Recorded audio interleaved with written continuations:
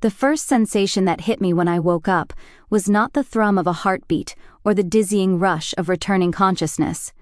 No, it was cold, ice cold and sharp, like I had been submerged in water too long. My fingers tingled, but my limbs felt heavy, like stone. I blinked, struggling to clear the fog in my mind. I was lying flat on my back, staring up at the white, sterile ceiling of an unfamiliar room. The smell of antiseptic lingered in the air, stinging my nostrils. I could hear the faint beep of a heart monitor to my right, steady and unrelenting. But I wasn't in the hospital because of an accident. No, that wasn't it. I remembered nothing. The crash. Not the days before. Not even my own name, it seemed. Jason. My voice was weak, barely a whisper, but the moment I spoke it, a jolt shot through my chest, a pang of something deep and unspoken. Jason. My husband. His name felt both familiar and distant, as though I had known him a lifetime ago.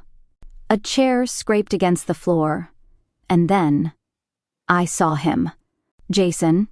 His broad shoulders hunched over as he sat beside the bed. His gaze was locked on his phone, his eyes hollow and distant, like a man who had lost everything and yet refused to admit it. I wanted to reach out, to ask him what had happened, to demand answers, but the words stuck in my throat. What was wrong with him? Why did I feel this strange distance between us? Why did his presence feel like a cold void instead of the warmth I remembered? His eyes slowly lifted from the screen, and for a moment, our gazes met. His expression didn't change. "Caitlin, you're awake." The relief in his voice felt rehearsed, forced. I tried to smile, but it felt alien, as though I had forgotten how. What happened to me? I croaked, my throat raw, my lips trembling with the effort. Jason's jaw tightened. He looked away, quickly glancing at the clock on the wall. "You were in a car accident. You've been unconscious for a while." A lie. I could feel it in my bones. The way his voice cracked, the way his hands trembled as they gripped the phone tighter. I wasn't an idiot. Something was wrong. But I didn't press. Not yet. Not while I was still trying to piece together the fragments of my own existence. The truth was, everything about this moment felt wrong. It wasn't just the hospital room. It wasn't just the unfamiliarity of the sterile environment. It was him. The way he was looking at me, or not looking at me rather, as if I were a stranger he had long forgotten. "How long?" I asked, the question hanging in the air between us. 2 months, Jason answered, his eyes finally meeting mine. But there was no warmth there, no love, just coldness, a hollow emptiness I couldn't understand.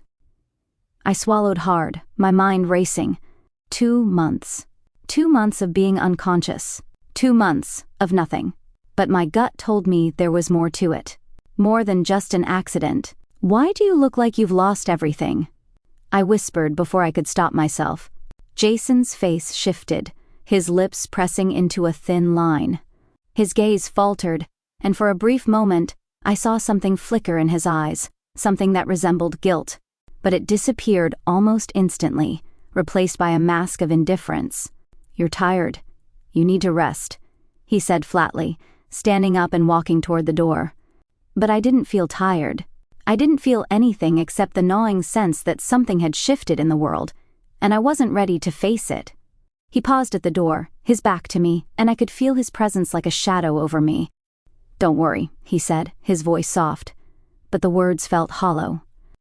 "Everything will be fine."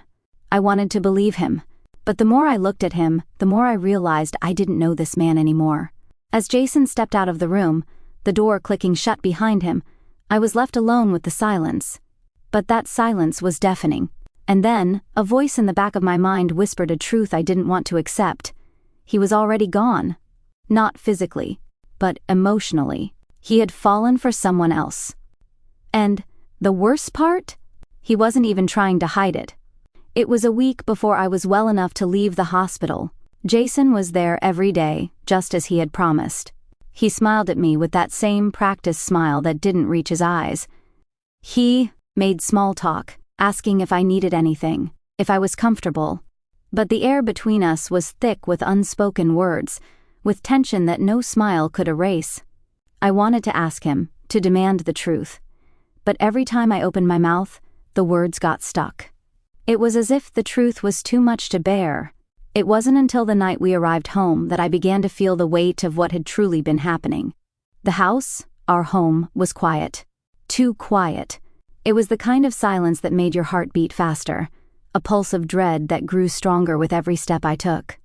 Jason wasn't acting like the man I married. There was a coldness in him now, a detachment that I couldn't ignore.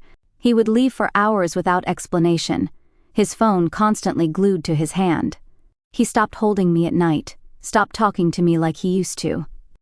At first, I thought it was because of the stress of my recovery. But deep down, I knew that wasn't it. There was something else. Something that had been festering while I was unconscious. Then, one evening, I caught him. He was sitting on the couch, his fingers scrolling through his phone. I didn't mean to look over his shoulder, but I did. And what I saw made my heart drop into my stomach. A message. From her. Her name was Emily. I didn't need to see the whole conversation to know what was happening. The way he smiled at his phone, the way his eyes lit up as he typed back quickly. It wasn't just friendly. It wasn't just innocent. It was emotional infidelity, and I had been blind to it until now. I stood frozen in the doorway, my heart pounding in my chest. The woman he was falling for wasn't just a passing fling. No, this was deeper. This was something I couldn't fight. Jason, I said softly, my voice shaking. He looked up at me, and for the first time, I saw it. Guilt. Shame. And it was too late. The damage was already done. I'm sorry, Caitlin, he said quietly, putting the phone down. But the apology meant nothing. Because in that moment, I realized something that broke my heart more than anything else. He didn't love me the way he used to. He wasn't even sure if he ever had. I didn't know where to go from there. How do you fix a marriage when the foundation is shattered beyond repair? How do you fight for a man who has already given his heart to someone else, even if he doesn't want to admit it? But I wasn't going to sit back and let this happen. Not without a fight. The silence in the house was suffocating. It weighed heavily on my chest, thickening the air with every breath I took. I couldn't sleep, couldn't think clearly. Every time I closed my eyes, I saw Jason's face, the subtle shift in his expression when I walked in on him. His guilt was palpable, but so was his indifference. I had been right. Something had shifted in him while I had been unconscious. And it wasn't just the accident that had caused this change. I had always believed that when two people loved each other, nothing could tear them apart. But what if love wasn't enough? What if the love I thought we shared had simply faded into the background, overshadowed by a connection that was beyond my control? A silent betrayal that didn't need words to exist. The days that followed felt like a slow, painful death. I tried to hold on to the fragments of our life together, clinging to whatever memories I could still grasp. But they slipped through my fingers like sand, and every effort to rebuild the bridge between us seemed futile. Jason's emotional distance grew with each passing day. It wasn't just the late nights or the hushed conversations on his phone anymore. It was the way he looked at me, or more accurately, the way he didn't look at me. There was no warmth in his gaze, no affection, just a blank stare, as if I were a stranger who had wandered into his life. The touch that had once been so familiar, so comforting, was gone. He didn't hold me anymore. He didn't kiss me. And when we did sleep in the same bed, I could feel the cold space between us, a chasm that no amount of words could bridge. I tried to talk to him, to reach out to him, but every time I did, he became more distant. His responses were short, clipped, as though he was forcing himself to be present. He was there physically, but emotionally, he had already checked out. I could see it in the way he avoided my eyes, in the way his conversations with me felt more like obligations than expressions of love. It wasn't until one particularly cold evening that I finally decided to confront him. I had spent the entire day in a haze, wandering through the house, picking up remnants of our life that now felt like they belonged to someone else. The wedding photo on the mantel, the little trinkets we had, collected over the years, each one a reminder of a time that felt like it belonged to a different person, a different woman, a different man. Jason was sitting on the couch again, his phone in hand, a distant look on his face. The same routine. The same disconnect. But this time, I wasn't going to let it slide. "Jason," I said, my voice firm but shaky. "We need to talk." He glanced up at me, and I could see the hesitation in his eyes. The brief flicker of something, guilt maybe, or shame. But it was gone before he could fully acknowledge it. "About what?" His voice was flat, uninterested. "You've been home for weeks now. What's left to say?" I could feel the anger rising in me, hot and sharp. This wasn't just about the accident. This wasn't about me being in a coma for 2 months. This was about him, and whatever was happening between him and Emily. "I know about her, Jason," I said, the words coming out in a rush, the truth tumbling from my lips faster than I could stop it. "I saw the messages, the way you look at her, the way you talk to her." His face tightened, and for a moment, I thought he might deny it. But then, with a resigned sigh, he set his phone down and looked at me. Really looked at me. "It's not what you think," he began. But his voice lacked conviction. "She's just a friend. Nothing more." I stared at him, incredulous. "A friend? Don't lie to me," I snapped, my pulse quickening. "I know what's going on, Jason. You don't even try to hide it anymore. You've been falling for her, emotionally. And you don't even care to hide it. You've been shutting me out for weeks, and I stopped myself before I could say more. I didn't need to say it. The truth was already out. Jason's eyes softened for a moment. But then his shoulders slumped, as though the weight of what I had said had finally reached him. "I didn't want this to happen, Caitlin," he muttered, his voice barely above a whisper. "I didn't want to hurt you." "But you are," I replied, my voice cracking. "Every day. You're hurting me. And you don't even see it." He fell silent, and for a long moment, we just stood there, facing each other across the living room. I could feel the space between us widening, and for the first time, I wondered if it was even possible to bridge that gap. He wasn't just emotionally cheating on me, he had already emotionally left me. And I had to face the reality that the man I had married, the man I had loved, was no longer the same. "What do you want me to say?" Jason's voice broke through the silence. His eyes were bloodshot, and I could see the guilt weighing on him, but there was also something else, something more troubling: indifference. "I don't know," I whispered, my throat tight with emotion. "I don't know what to say anymore." The silence that followed was deafening, and in that silence, I realized something that crushed me to my core. The marriage I had worked so hard to protect was unraveling, piece by piece, right in front of me, and there was nothing I could do to stop it. The days after that confrontation were filled with an unsettling tension. Jason and I continued to live in the same house, sleep in the same bed, but we were no longer a couple. We were two people stuck in the same space, unable to move forward, unable to move backward. Jason didn't leave. He stayed, like a shadow, moving through the house like a ghost. He ate his meals, did his chores, but there was no intimacy. No affection. No love. I tried to convince myself that things would change, that he would come back to me, but deep down, I knew I was only lying to myself. The truth was, he had already made his choice. And it wasn't me. I could see it in the way he interacted with Emily. Even though I hadn't caught him in the act, I didn't need to. I could feel it in the air, a thick tension that hung between us every time he spoke to her. His words were soft, his smile warm, and there was a connection between them that I could no longer ignore. The worst part was the loneliness.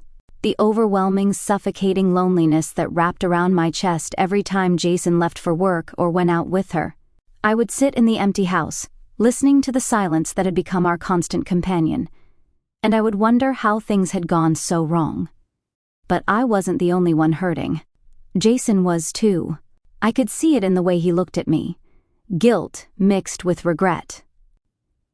But there was something else there too. A coldness. A detachment. It was as though the person he once was had disappeared, leaving only a hollow shell behind. And in the midst of all this, I found myself at a crossroads. Do I fight for the man I loved? The man who had once promised to stand by my side forever? Or do I let him go, setting both of us free from this prison of silence and lies? It had been 2 weeks since the confrontation, and in those 14 days, I had learned the true meaning of silence. Not the comfortable kind where two people coexist peacefully in their own space, but the kind of silence that weighs you down, that fills the room with the tension of unspoken truths. Every time Jason walked past me, I could feel the void between us, a chasm so deep that no words, no actions, no pleas could bridge it. I spent my days wandering the house, trying to keep myself busy. I cleaned, I cooked, I tried to find a semblance of normalcy, but it was all pointless. Jason no longer looked at me the way he used to. He didn't smile at me with affection, or even speak to me with kindness. His words were curt, his gestures stiff, and the distance between us only seemed to grow. He would spend hours on his phone, his eyes glued to the screen as he typed away, his fingers moving rapidly as though there were some urgency in his messages. I had caught glimpses of his texts once again, messages from her, Emily. The messages were innocent enough on the surface, but the way Jason reacted when he read them told a different story. There was a warmth in his eyes when he looked at his phone, a softness in his voice when he replied. He would laugh sometimes at something Emily had written, and I would watch him, my heart sinking into my stomach with every passing second. There was nothing physical between them, not yet, but that didn't matter. The emotional betrayal had already begun, and every time I caught him slipping into that world where I wasn't invited, I felt the weight of the loss all over again. It was around this time that I began to notice the subtle changes in his behavior. Jason was more distant than ever, but there were moments when his guilt would flare up, fleeting moments like shadows in the dark. There were times when he would stare at me, his gaze distant, as if he was seeing me for the first time. I could see the storm brewing in his mind, the internal conflict between his feelings for me and his growing attachment to Emily. But what broke me wasn't the guilt in his eyes. It was the absence of anything when he looked at me. There was no love, no longing, just a cold, indifferent stare that spoke volumes without saying a word. One night, I decided I couldn't take it anymore. I had been living in a house with a stranger, this hollow version of Jason who no longer cared for me, who no longer saw me as his wife. I needed answers, and this time, I wouldn't leave without them. I waited until he came home from work, his steps echoing through the quiet house. He walked in, dropped his briefcase by the door, and went straight to the kitchen, not even looking at me. "Jason," I said, my voice trembling with a mixture of fear and anger. "We need to talk." He froze in the doorway to the kitchen, his hand still resting on the doorframe. His shoulders stiffened, and I saw the familiar flicker of dread cross his face. He knew what was coming, and he wasn't ready to face it. "We've been living like this for weeks," I continued, my voice stronger now. "I'm not asking for much. I'm not asking for you to love me the way you used to, but I need to know if there's anything left between us. Because if there's not, I need to leave. I can't keep doing this. I can't keep pretending everything's fine when it's not." Jason turned to face me slowly, his expression unreadable. His eyes, usually filled with warmth and affection, now looked cold, almost empty. "I don't know what you want me to say, Caitlin," he said, his voice low, almost resigned. "You've made it clear that you want more than what I can give you." "I want the truth," I said, my voice cracking. "I need to know if I'm still the woman you love, or if I'm just a ghost in your life." Jason sighed, running a hand through his hair as if he were struggling to find the right words. "I don't know if I can love you the way I used to, Caitlin. Everything changed while you were in the hospital. I didn't know how to handle it. I didn't know how to deal with what was happening to us." My heart shattered at his words. "So this is it then? You're leaving me? You've already made your choice, haven't you?" He didn't respond right away, and in that silence, I could feel the finality of his decision. It was clear now. He had already emotionally checked out of our marriage. "I never wanted this to happen," Jason said quietly, his voice strained. "I didn't want to hurt you. But Emily, she's different. I don't know how to explain it, but she understands me in a way that you don't, and I can't ignore what's happening between us. The words hit me like a slap to the face. Emily, the woman who had slowly, insidiously, crept into our lives while I had been unconscious. And now, Jason was admitting that he was emotionally attached to her. I stepped back, as if the force of his confession had physically knocked the wind out of me. "You're telling me that you've been falling for someone else, and you're not even sorry about it?" I whispered, my voice trembling with a mixture of rage and heartbreak. Jason didn't meet my gaze. "I'm sorry, Caitlin," he said, but the apology felt hollow. "I really am. But this isn't something I can fix. I don't know how to fix it." I stared at him, the man I had loved for so many years, the man I had believed would never betray me. And yet, here he was, admitting his emotional affair with another woman, the woman who had stolen his heart while I was lying in a coma, unaware of the unraveling of my marriage. The silence between us stretched out, unbearable, suffocating. I couldn't look at him anymore. I couldn't stand the sight of the man who had once promised to love me forever, now telling me that he had given that love to someone else. "I think we're done here," I said, my voice steady, even though my heart was breaking with every word. "I think you've already made your decision." Jason didn't protest. He didn't beg for forgiveness. He just stood there, a hollow shell of the man I had once known, his shoulders slumped in defeat. "I'm sorry," he repeated, but the words meant nothing anymore. They were just words, empty and meaningless. I walked past him, my chest heavy with the weight of everything I had just heard. This was it. My marriage was over, and the man I had loved with every fiber of my being had already moved on. I didn't look back as I left the room. I couldn't, because if I did, I knew I would never be able to walk away. The days that followed were a blur of emotions. I tried to stay in control, tried to pretend that I wasn't falling apart, but I could feel the cracks deepening with each passing minute. Jason and I barely spoke after that night. He stayed in the guest room, and I shut myself in our bedroom, refusing to leave. I had never felt more alone in my life. But it wasn't just the loneliness that hurt. It was the realization that everything I had worked for, everything I had believed in, was now nothing more than a distant memory. My marriage had been built on trust, on love, on promises made. And now those promises meant nothing. The worst part was the sense of betrayal. Not the kind you feel when someone cheats on you physically, but the quiet, insidious kind of betrayal that happens when a person's heart drifts away, little by little, until they are no longer the person you fell in love with. Jason hadn't just cheated on me with Emily. He had cheated on me with the idea of something better, something that didn't include me. I didn't know how to move forward. How could I? The life I had known was gone. My marriage was broken. And Jason was gone too. One afternoon, I sat on the edge of the bed, staring at the empty space beside me. The house felt like a prison, and I was the only one trapped inside it. I had to make a decision. The decision that had been hanging over me for weeks now. The decision that would shape the rest of my life. Do I fight for a love that was already dead? Or do I walk away, free myself from the chains of a broken marriage, and find a way to rebuild my life? The decision to walk away wasn't easy. In fact, it felt like the hardest thing I had ever done in my life. I had spent years building a life with Jason, a future that now felt like a fragile house of cards. But every time I thought about staying, about clinging to the ghost of a marriage that no longer existed, I felt suffocated.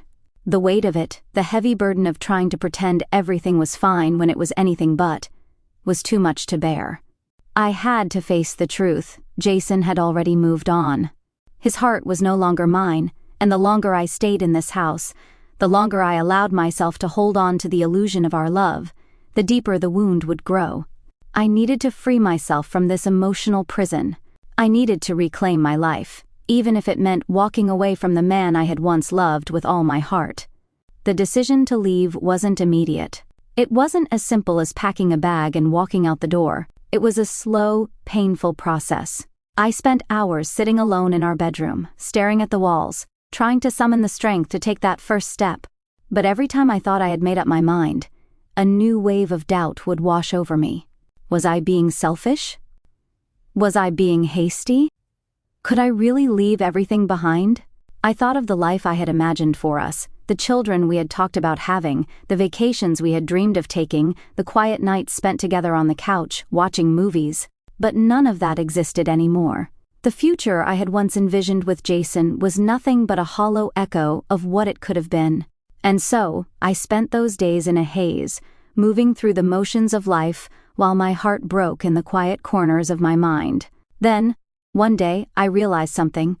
I couldn't wait for him to make the decision for me. I couldn't keep hoping that Jason would come to his senses and fall in love with me again. I had to take control of my own life. I had to find the courage to walk away, not for him, but for me. I had to choose myself. The thought of leaving the house was daunting. We had built this life together, and even though it felt suffocating now, it was still familiar. It was still mine in some way. But staying here meant staying in the past. It meant remaining trapped in a life that had been suffocated by betrayal. I decided I needed a fresh start. That night, after Jason left for work, I went through our things, sorting through our shared memories, each one more painful than the last. I took my time, moving slowly, as if the act of sorting through our life together could somehow give me closure. There were photographs, love letters, little mementos from trips we had taken, each one a reminder of the woman I had been. The woman who had believed in love, in loyalty, in forever. But that woman was gone, and I had to let her go. I had to stop clinging to the idea of a life that would never be. I folded the clothes I had left behind in the closet, packing them into a suitcase with trembling hands. The weight of it was both literal and metaphorical. As I packed, I realized that I wasn't just leaving Jason behind. I was leaving behind the version of myself that had existed within the confines of our marriage. I was leaving behind a life that had been built on the promises of someone who had already broken them. I had to find the strength to walk away from the woman I had been, so I could find the woman I was meant to become. By the time Jason returned home that evening, I had already packed my things. The house was quiet, the air heavy with anticipation. He walked through the door, his usual routine taking over as he went to the kitchen to get a drink. He didn't notice at first. He didn't notice the empty closet or the suitcase sitting by the door, but then his eyes fell on me, and for a brief moment, I saw it. Saw the flicker of guilt and realization. "What's going on?" Jason asked, his voice tentative. "Where are you going?" I stood in front of him, my heart pounding in my chest, and I realized that for the first time in a long time, I wasn't afraid of the answer. "I'm leaving, Jason," I said, my voice steady despite the emotions swirling inside me. "I can't stay here anymore. I can't keep pretending that everything is fine when it's not." Jason's face fell. His eyes widened, and I could see the shock and confusion in them. "Caitlin, wait!" But I held up my hand, cutting him off before he could say anything else. "No, Jason. This is it. I've made up my mind. I'm leaving. I need to find myself again. I need to rebuild my life without you." The words hung in the air like an explosion, their impact reverberating between us. Jason opened his mouth as though to speak, but nothing came out. I watched him, his face a mixture of disbelief and sadness, and for the first time in weeks, I felt free. The decision was made. There was no turning back. "You can't just leave," Jason said, his voice laced with panic. "We can work through this. We can fix this. Just give me a chance." But I shook my head, tears welling in my eyes. "It's too late for that, Jason. You've already made your choice. You've already left me emotionally. I can't keep living in this limbo. I deserve more than that." I watched as Jason struggled with his emotions, his hands clenched into fists at his sides. But no words came, and the silence between us grew unbearable. "I'm sorry," he whispered, his voice breaking. "I never meant to hurt you, but it didn't matter anymore." The words felt hollow. The apology was too late. He had already made his choice, and in that moment, I realized that I wasn't the woman I had been. I had been reborn. I had learned to survive in the face of betrayal, and now it was time to take back my life. With a final glance at the life I had once known, I turned and walked out the door. The car ride felt surreal, as if I were floating outside of my body, watching myself leave the life I had known for so long. The streets blurred past me as I drove away, each mile taking me further from Jason, from the pain, and from the life that had once been mine. I didn't know where I was going. I didn't have a destination in mind, but I knew one thing for certain: I was going to find myself again. I was going to rebuild. I was going to find the woman I used to be, the woman who had once been full of dreams, full of hope, full of love. As I drove, the weight of my decision began to sink in. The road ahead was uncertain, and I had no idea what the future held. But for the first time in months, I felt a spark of hope flicker inside me. I was free, and for the first time in a long time, I could breathe. I didn't have all the answers. I didn't know where I would end up, but I was no longer afraid. I had taken the first step toward reclaiming my life, and I was determined to move forward, no matter what it took. As the sun set in the distance, casting a golden hue over the horizon, I realized that this was just the beginning of a new chapter, the beginning of a woman who had been reborn. And nothing, no one, could take that from me. The first few days after leaving the house were a whirlwind of emotions. My mind and heart were in constant conflict, unsure whether I was making the right decision or if I was simply running away from the pain. I had packed my things, driven away from the life I once knew, and now I was left with nothing but uncertainty and a strange sense of freedom. But as the days passed, the freedom began to feel less like relief and more like a void, an emptiness that echoed in every corner of my new life. I didn't know where I was going, and honestly, I didn't care. I had driven aimlessly for hours, eventually finding myself at a small town on the outskirts of the city. It was quaint, peaceful, a place where people didn't ask too many questions, and where I could disappear for a while, if only to give myself the time to heal. I rented a small cottage by a lake, the kind of place you see in movies where a woman goes to escape the chaos of her life. It was far from luxurious, but it was quiet, and that was exactly what I needed. The cottage had a wooden deck that overlooked the water, and I spent my first morning there sitting on the porch, my feet resting on the cool wooden planks, staring out at the vast expanse of the lake. It was early, and the mist still clung to the surface of the water. The air was fresh, a blend of pine and earth that smelled like a new beginning. The world felt peaceful here, almost as if time had slowed down, allowing me to catch my breath. I couldn't remember the last time I had truly been at peace, the last time I hadn't been consumed by the weight of Jason's betrayal or the painful memories of our marriage. Here, in this tiny cottage by the lake, I had room to breathe. But peace was a double-edged sword. As much as I needed it, it also gave me too much time to think. In the quiet, the echoes of my past kept returning, reminding me of the woman I had been before everything had fallen apart. I remembered her. Strong, hopeful, loving, the woman who believed in forever, the woman who believed in Jason. But that woman was gone. She had been buried beneath the weight of his betrayal, beneath the lies and the silence. As I sat there, staring out at the water, I realized something that made my chest tighten with emotion. I had to let her go. I had to bury the woman I had once been, because she was never coming back. The truth was, I had been living in the shadow of that woman, holding on to the past, and now it was time to move forward. It was time to create a new version of myself, one who was no longer defined by Jason's love or his betrayal. The days that followed were filled with small moments of clarity. I spent my mornings walking around the lake, my feet crunching the leaves beneath me as I made my way through the woods. The rhythm of my footsteps became my anchor, grounding me in the present. I started reading again, something I hadn't done in years. The books felt like a lifeline, offering me a world where I could escape, a world where I wasn't just a woman trying to pick up the broken pieces of her life. I also spent a lot of time reflecting on what had happened with Jason. I had spent months, or was it years, living in denial, thinking that everything would eventually return to normal. But the truth was, it was never going to return to the way it was. We had drifted so far apart, emotionally and physically, that it was impossible to rebuild what we had once shared. I had given him everything, my heart, my soul, my love, and in return, he had given me nothing but silence and distance. And Emily, She had been the final straw. The emotional betrayal was more painful than I could have ever imagined. To watch the man I loved slip away, piece by piece, was unbearable. But in that pain, I found strength. I found the courage to leave him, to step away from a life that had only caused me heartache.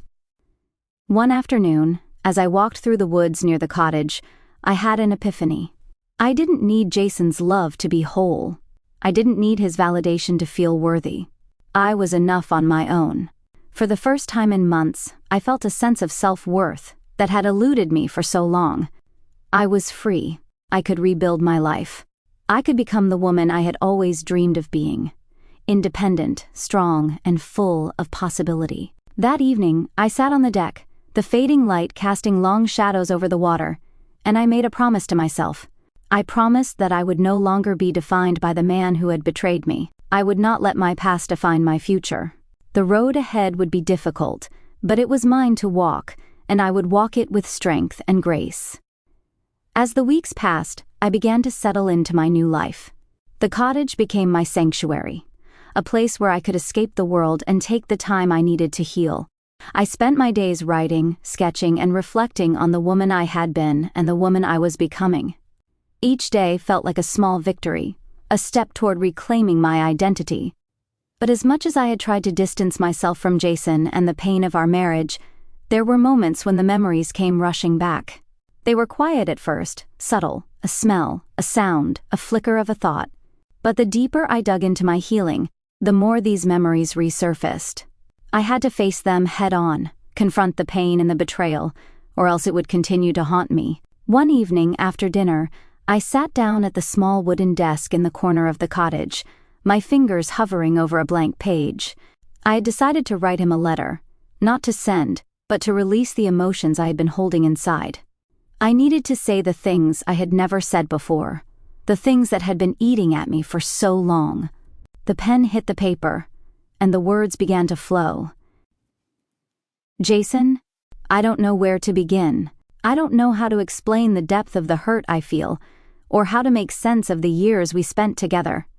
For so long, I believed that we were meant to be. Believed in you, in us. But now, all I have are memories of a love that was once so real, so beautiful, and now is nothing but a distant echo. I tried, Jason. I tried so hard to make it work. I gave everything I had, and in the end, it wasn't enough. Maybe it was never enough. But I can't keep living in the shadows of what we were. I can't keep pretending that everything is okay when it's not. I can't keep asking myself what went wrong. Because I know now you left me long before I walked away. You abandoned me emotionally, and that's a betrayal I can never forget. I don't know if you'll ever understand the pain you've caused me, but I hope you find what you're looking for with Emily. I hope you find happiness. But know this, I'm done. I'm done holding on to something that no longer exists. I'm done grieving the man I thought you were. I'm done pretending.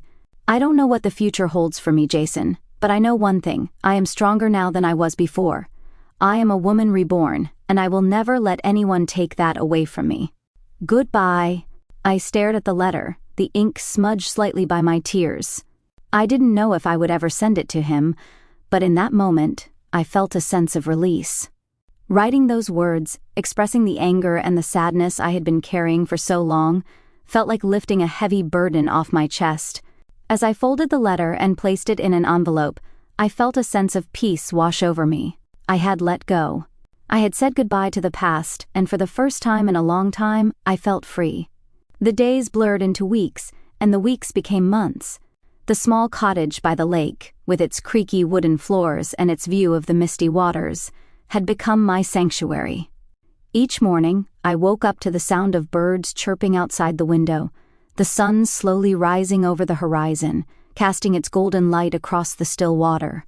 I began to make this quiet life my own, setting routines that filled the days with purpose. The first step toward healing had been setting boundaries. I had learned in my time of solitude that boundaries were not just about protecting yourself from others, but also from yourself. The memories of Jason, of us, were so deeply entrenched in my mind that I had to create new patterns, new rituals, just to stop myself from falling back into the trap of thinking about him, about what we had, about what I thought we would be. I spent my days writing. The act of putting words on paper had always been cathartic, but now it became my lifeline. I had always loved to write, but now it felt like I was writing to save myself. I didn't have a specific goal in mind. I wasn't trying to become a best-selling author or make a career out of it. I was writing for myself, processing my pain, my thoughts, my healing journey. The pages filled quickly. Each morning, I sat at my small desk, overlooking the lake, and let the words spill out of me. Some days I wrote about Jason, about our life together, about the good times and the bad. Other days, I wrote about the freedom I felt now that I was no longer bound by the expectations of marriage. Sometimes I wrote about the quiet beauty of the lake, the peace that seemed to embrace me every time I walked along its shores. But the most profound thing I began to write about was myself. Who was I now? Who did I want to be? I had spent so many years defining myself in relation to Jason. As his wife, as his partner, as the woman who would always be there for him. But now, for the first time in my life, I had the chance to rediscover who I was, separate from anyone else's expectations. There were moments of clarity that made me pause in the middle of writing. I would look up from the page and stare out at the shimmering water, as though waiting for the answer to come to me. And sometimes it did. Sometimes the answer was a feeling, an inner knowing that I was finally on the right path. But other times, it was a question that had no answer, a question that didn't need to be answered. Who am I without him? I didn't have an answer yet, but I wasn't in a hurry to find one. For the first time, I was okay with the unknown. I didn't need all the pieces of the puzzle to fit perfectly. I just needed to keep moving forward, to keep creating something new, something that was mine. The days were simple. In the mornings, I would walk through the forest surrounding the lake, my boots crunching on the leaves beneath me. I would breathe deeply, filling my lungs with the fresh pine-scented air, feeling it cleanse me from the inside out. The walks became a ritual, a way to connect with myself and with nature. I began to notice the small details, the way the light filtered through the trees, the rustle of animals in the underbrush, the reflection of the trees on the water's surface. It was as if, with each step I took, I was shedding the layers of my old life. Afternoons were spent at my desk, writing or drawing. I had always enjoyed sketching, but it was something I had given up in the rush of everyday life. Now, I rediscovered it. I found that sketching helped me release the emotions that writing couldn't capture. I would draw landscapes, forests, lakes, distant mountains, or abstract shapes that represented the confusion swirling inside me. It wasn't about perfection. It was about expression. In the evenings, I would sit on the porch with a cup of tea, watching the sun dip below the horizon. The silence of the world around me was comforting. Sometimes, I would light a candle and just sit in the dark, letting my thoughts drift like the gentle ripples on the lake. I would think about everything and nothing, about the woman I used to be, about the woman I was becoming, about the future I was carving out for myself. As I settled into this new routine, I found that the pain of the past, the pain of losing Jason, began to feel more distant. It didn't disappear, not completely, but it softened. The sharp edges of my grief began to dull, replaced by a sense of quiet acceptance. I wasn't over him, not yet, but I was learning to live without him. I was learning to live for myself. It was a Tuesday morning when I heard the knock on the door. The sound was soft, hesitant, as if the person on the other side wasn't quite sure if they should be there. I stood up from my desk, stretching my legs, and walked over to the door. When I opened it, I froze. Standing in front of me was Jason. He looked different. He had lost some weight, and his clothes were disheveled, as if he had been running on fumes. His hair, usually neatly styled, hung loosely around his face.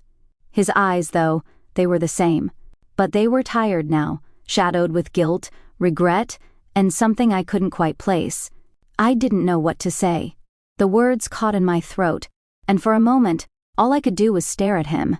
His presence, after all this time, was overwhelming. I hadn't seen him in months. I hadn't spoken to him. And now, here he was, standing on my doorstep, looking as though he had been carrying the weight of the world on his shoulders. "Hi, Caitlin," he said, his voice quiet, almost unsure. "Can I come in?" I didn't know what to do.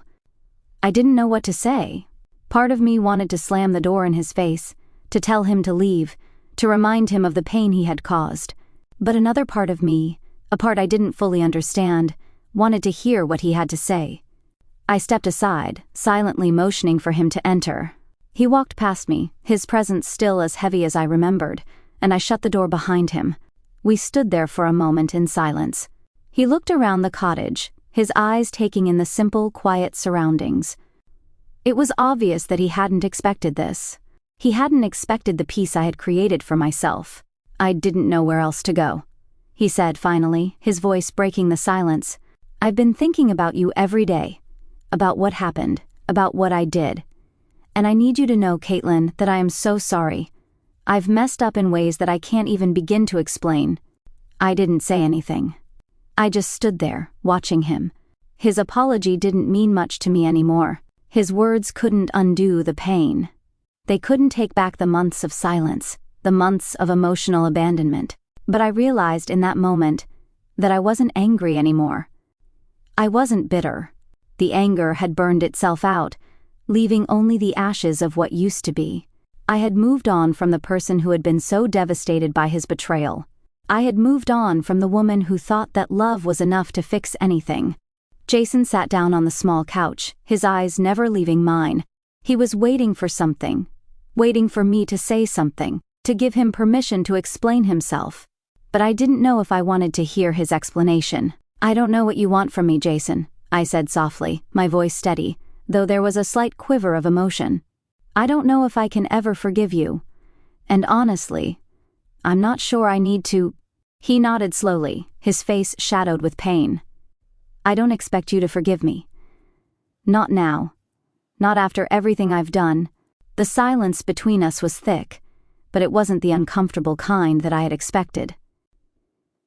It was the kind of silence that came with understanding. The kind of silence that came after acceptance. "I'm not the same person I was when you left," I continued. "And I don't think you are either.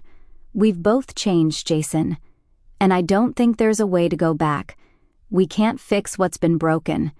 And I don't want to try anymore." He looked at me, his eyes filled with a mixture of sadness and resignation. "I get it, Caitlin. I really do.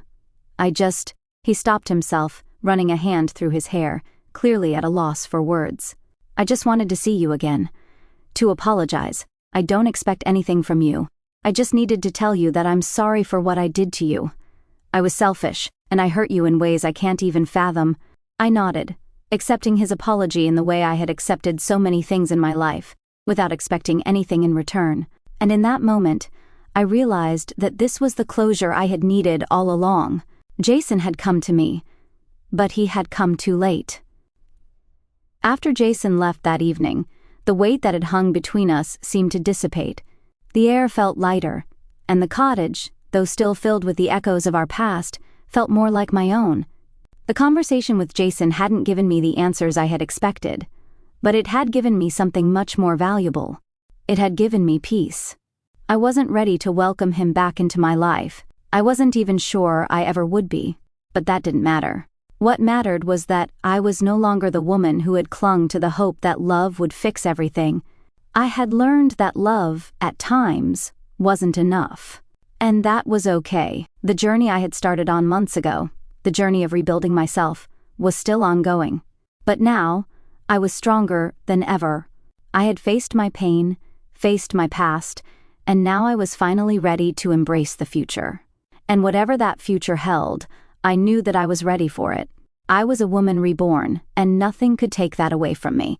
The months that followed Jason's visit were marked by a profound shift in my life. Each day, I woke up with a sense of clarity and purpose, something that had been missing for so long. My time in the cottage by the lake had allowed me to rediscover parts of myself that I had lost in the years of trying to make a marriage work, a marriage that had never been fully nurtured by the man I had once adored.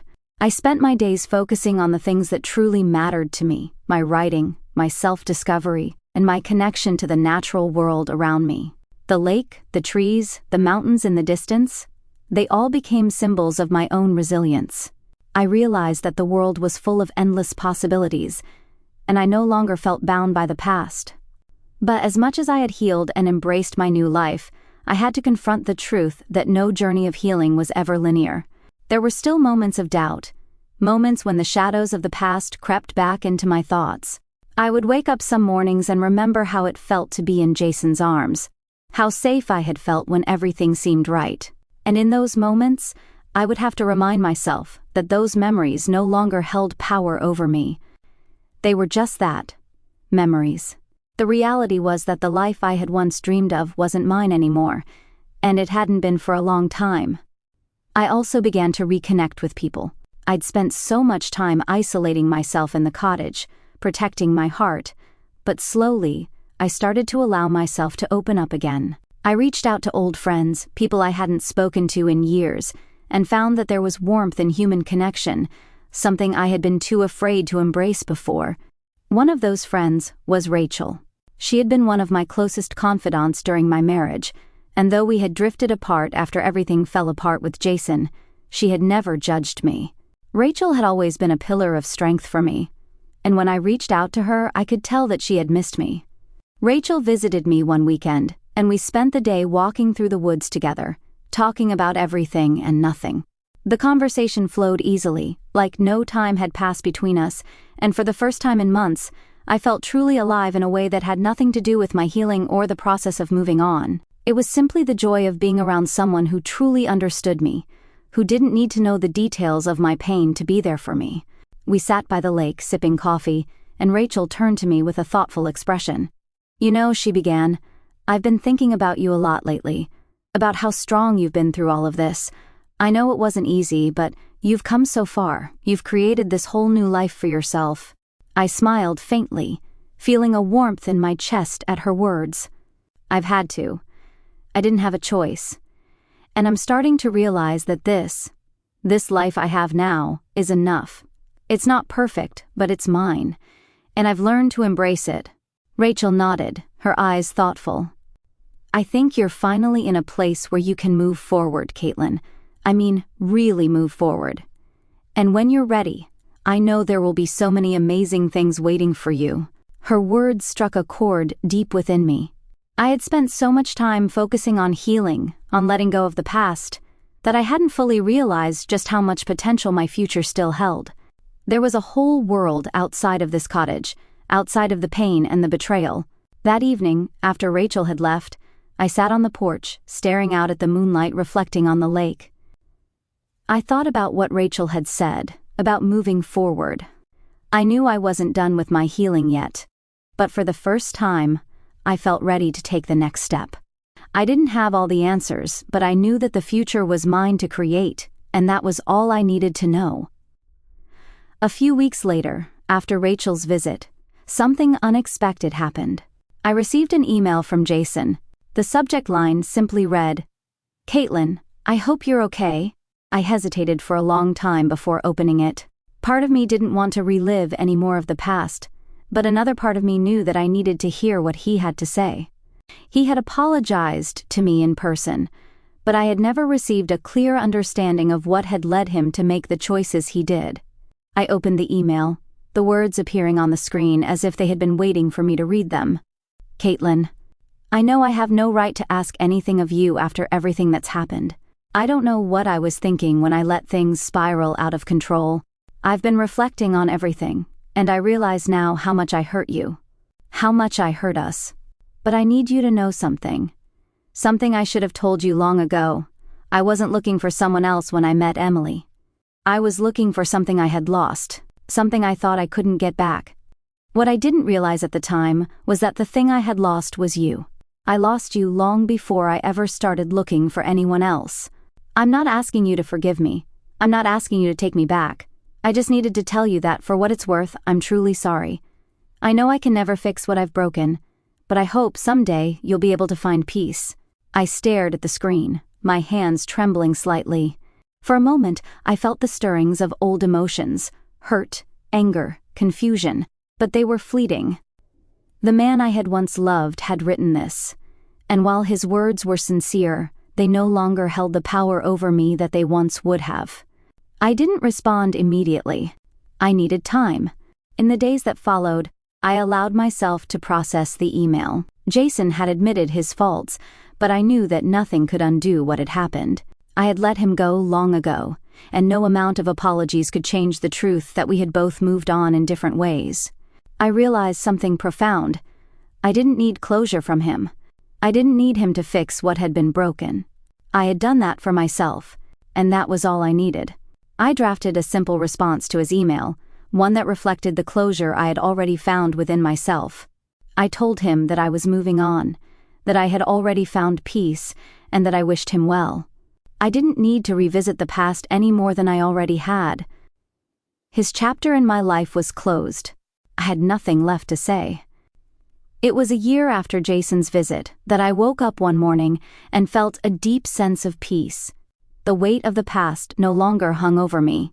I had finally let go of everything I had been holding on to, and in doing so I had made room for something new, something better. I stood on the porch of my cottage, sipping coffee as the sun rose over the lake. The world felt infinite. I wasn't sure what the future would bring, but I was ready for it, ready to live a life that was no longer defined by the shadows of my past. The woman I had once been was gone, and in her place was a woman who had survived betrayal, who had learned to heal and rebuild. A woman who was stronger than she had ever realized. And while I would always carry the scars of my past, I knew that they were a part of who I was, not a mark of weakness, but a symbol of my strength. There would be new adventures ahead, new loves, new challenges. But I was no longer afraid. I was no longer afraid of letting go. I was no longer afraid of the unknown. Because the truth was, the future was mine to create, and I was ready to live it fully. I smiled to myself, letting the gentle breeze caress my face. The future was wide open, and for the first time, I knew I was going to be okay. I didn't know where the road ahead would lead. But for the first time in a long time, I wasn't afraid of that uncertainty. I had faced the worst of it, the betrayal, the heartbreak, the loneliness, and I had come out stronger. I was no longer waiting for someone else to define me, to fix me. I had become the woman I had always dreamed of being, a woman who was whole on her own, without the need for validation or approval from anyone. I found a new place in the city, a small apartment in a neighborhood that felt vibrant and full of life. It wasn't anything extravagant, but it was mine, and that made all the difference. I spent the next few weeks settling in, unpacking boxes, arranging the furniture, and finding new rhythms in my life. It felt like a fresh start, like I was finally living for myself and no one else. One afternoon, I took a break from unpacking to sit by the window and watch the world outside. The city had its own energy, bustling and alive. It reminded me of the woman I used to be, the one who dreamed big, who believed in possibilities. I smiled, realizing that I had finally returned to that version of myself. But even more than that, I felt a deep sense of contentment. Not the kind of contentment that comes from having everything figured out, but the kind that comes from knowing that you're exactly where you need to be. I wasn't waiting for something to happen anymore. I was making it happen. I was living my life with intention, with joy, and with the understanding that I had the power to create my own future. I never heard from Jason again after that email. Part of me had expected that he might reach out, trying to reinsert himself into my life, but I had come to realize that his part in my story was over. The man I had once loved had been a chapter, an important one, but one that had ended. And now, it was time for me to write my own story. I took a deep breath, my hand resting on the windowsill, and smiled. For the first time in years, I truly felt free. A year later, I found myself sitting in a small cafe in the heart of the city, sipping a cup of coffee and flipping through the pages of a novel I had been writing. It was a story of hope, of second chances, and of a woman learning to live again after betrayal. It was a story I knew well. As I sat there, lost in the world of my characters, I couldn't help but smile. I had found a new purpose in my writing. I had found a way to express everything I had been through, everything I had learned. The words on the page were no longer just a form of therapy. They had become a way for me to share my journey with the world. I had embraced the life I had built, one that was no longer bound by the past, one that was full of possibilities. I had created something beautiful from the ashes of my pain, and I was proud of what I had become. I wasn't who I used to be. I wasn't the woman who had been broken by betrayal. I was someone new, someone who had risen from the ashes, stronger than before. And as I looked out the window, watching the world go by, I knew that I was exactly where I was supposed to be. The road ahead was uncertain, yes, but for the first time I was no longer afraid. I was ready to embrace whatever came next. The rest of my life was waiting for me. And this time, I was ready to live it on my own terms.